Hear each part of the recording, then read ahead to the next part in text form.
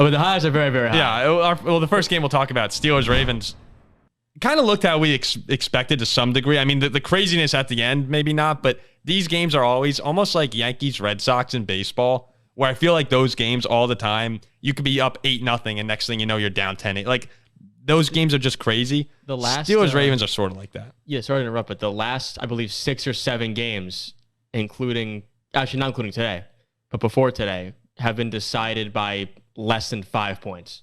Yeah, it's crazy. crazy. Today down to the final seconds as well. well. And it doesn't matter who's playing quarterback either. Like, you've had games with Lamar out. You've had, like, quarterbacks are in. It's crazy. The last time Lamar beat us is when Duck Hodges played quarterback. And we still could have won. We almost won that game. It wasn't really a pretty game to watch, especially in the first half. Really, through the fourth quarter, it was kind of a nightmare. And it's always great watching Jack's texts come in during Football Sunday. He's just like, Pickett's horrible. This offense is abysmal. By the way. Yeah, Super Bowl's on. Pittsburgh. It's watching them for most of that game. The Pittsburgh offense is dreadful. It's good enough. Oh no, sort of. I guess it's good enough. Your defense is good enough. First place, 3-2, 2-0 in the division, going into the bye.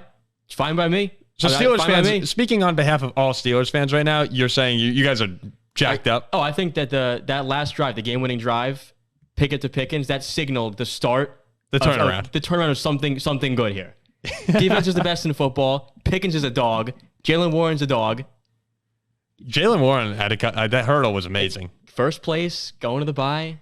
I mean, we seem to be giving Cleveland and Ziggy, Baltimore some flowers. Do you think this was more of a good Steelers showing at the end or a Baltimore collapse? Because I very clearly have my feelings. I've said also for a long time that Lamar, he's atrocious. Lamar's atrocious. I thought he was fine. He scored 10 points today. He scored 1 touchdown. The interception at the end was bad. But Ziggy, what do you think? More of a collapse or more of a, wow, Pittsburgh gutted this one out?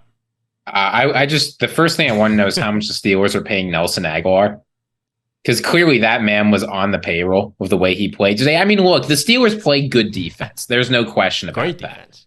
Yeah, great defense, right? This is an excellent defense, and it's very fitting that TJ Watt ended the game. I mean, and I'll say this too, like the Steelers offense had an excellent couple of drives. But I worry about how much this team is dependent on like a single really big play to win them their games, right? Like there was that Pickens 70+ yard touchdown. What was that against the Raiders? Yeah. Or no, that was the Browns. That was the Browns. Right, against the Browns. Yeah, Austin. Yeah. There was the Austin long play. There was another Pickens long play. Like, was a 45-yard touchdown? That was today, right? Yeah, 40 yards. Yeah, so like the Steelers are only scoring if you have a receiver going for 30 or more yards. Or a defensive touchdown.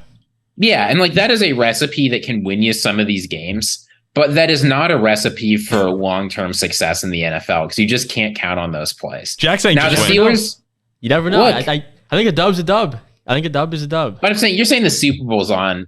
The offense needs to get better because you're not getting 4 or 5 of those kinds of games in a row. Now the good news. Well, go ahead. You continue. I was gonna say the Steelers have some time to figure it out, right? Isn't there bye this week? Yes.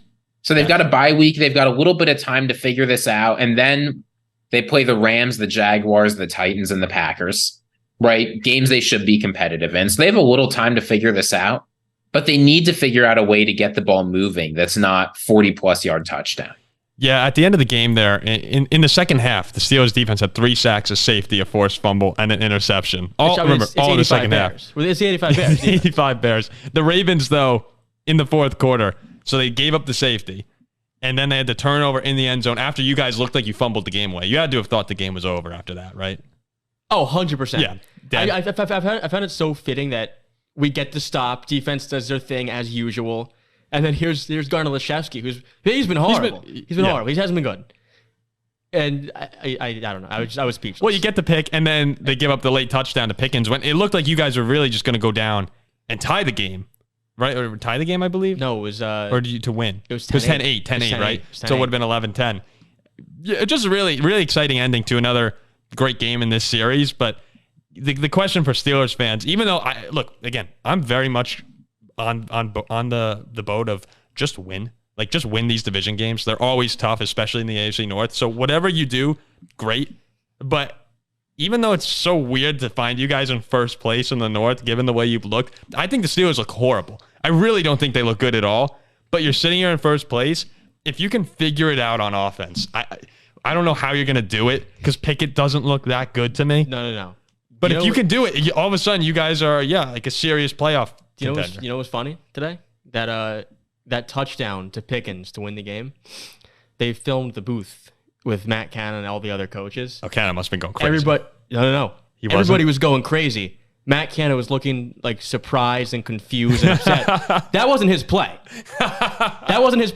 He was playing conservative, running a little jet sweeps, little 2-yard runs and all this stupid nonsense. What the hell happened there? He wanted to play for a field goal. I think Pickett's like... I missed that. I missed that in the reaction. Oh, yeah. No, that wasn't his play. I think Pickett or someone's like, no, screw this. Let's go and win the game. It's like Rudy. Yeah, he threw a bomb touchdown to Pickens, go 14-10, and Matt Cannon had a surprised look like, what the heck was that? Everyone else was going crazy in the booth. He's like, wait a minute, that wasn't my play.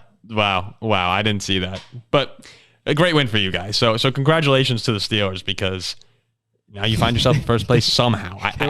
How? There were a few points where we'd start with the ball on like our own 46 or 45-yard line.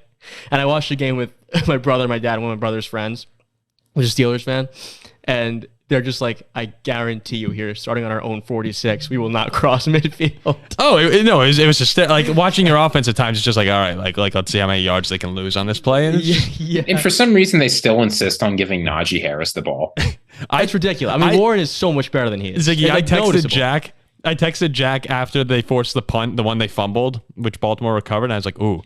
I don't know if that was a good stop there for the Steelers putting their offense back on. Like the defense may have had a better chance of scoring, and I thought Watt was going to score at the end. I did too. I had $5 on defensive touchdown also. So we need. Of course you did. JPJ needs to play more too. I've been saying that as well. JPJ is our number one corner. Well, we've been saying you said that for a long time. I'm done with Patrick Peterson. I told you that. Everyone's wide open on him 24/7. He's got to be. I told you that was going to be an issue, but yeah, we've been saying on this show, and you've been saying in particular for a while, play the young guys, especially Joey Porter Jr. Oh, JPJ's been awesome the few snaps he's gotten. Yeah. So there you go for the Steelers. Congratulations. JPJ had a great line to OBJ after he got that interception. According to like a Steelers beat reporter, he leaned over and told OBJ to go back to being a family man. Like he just told the guy to retire.